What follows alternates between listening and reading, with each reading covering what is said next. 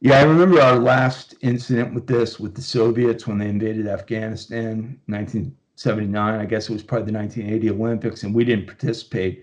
And let me just give you my immediate reaction. I know that it's a big symbolic step and act, and I know that China is going to take these Olympics and is taking them very seriously. But I also believe you don't change behaviors that are this ingrained or this serious simply with acts of that nature.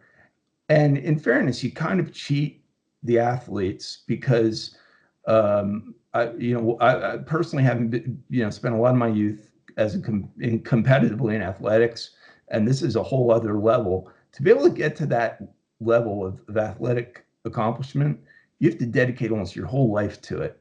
And can you imagine if you were that person who had dedicated your whole life? Now you're aspiring to get to the Olympics, and you're not being allowed to go Yeah. because this government has persecuted millions of people because of their religious affiliation and their ethnic affiliation.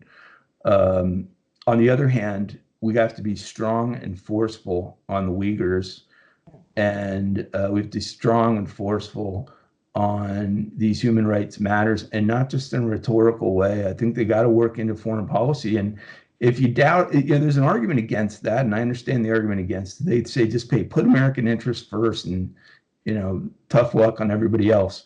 But let's be honest. The one thing I took out of Anchorage most recently was if they have the gall to question the human rights conditions in the United States, to me, that suggests that they're going to be more than willing to continue to talk about those topics. Yeah. They're doing it as a defense mechanism, obviously, and they're exaggerating, focusing on the negative and not the positive.